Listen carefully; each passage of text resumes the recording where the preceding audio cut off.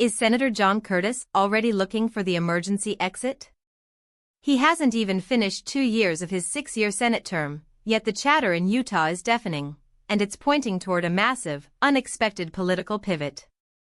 Before we continue, if you want to stay on top of everything happening in U.S. politics, hit that subscribe button right now and leave a like.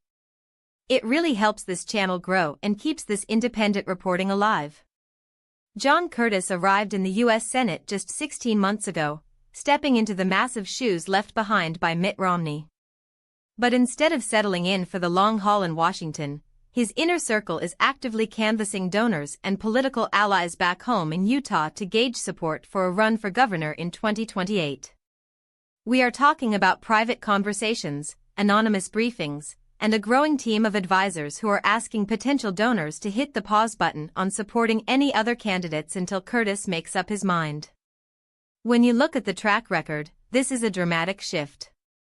His chief of staff, Corey Norman, has been making the rounds on local media, explicitly stating that his boss is a problem solver at heart and keeping the door wide open. For a man who was expected to be a staple of the Senate for years, the sudden exploration of a gubernatorial bid suggests that the reality of Washington has hit him harder than anyone expected. Why would a sitting senator, elected by a healthy margin, want to trade the prestige of the upper chamber for the governor's mansion? The answer, according to those close to him, is simple: he doesn't love the Senate. After a decade in Congress, Curtis has watched Washington grow increasingly polarized, and to him, it feels like a place where pragmatism goes to die. He is a former mayor and a business executive who prefers the executive problem solver role of a governor over the legislative gridlock of the federal government. But this isn't just about his personal preference, it's about a brewing war within the Utah Republican Party.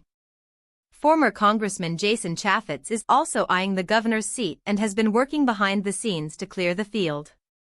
Chaffetz is a Fox News staple and a staunch defender of the MAGA movement, while Curtis is viewed by the Trump base as a squish the mold of a Reagan-era moderate.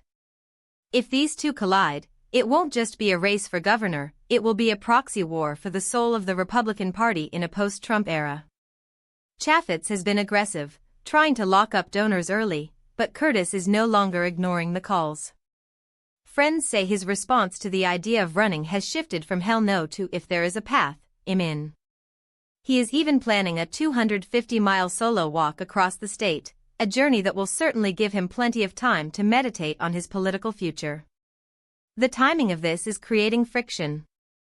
Some allies are frustrated, saying it's far too early to start this kind of talk. It's over 2.5 years until the election.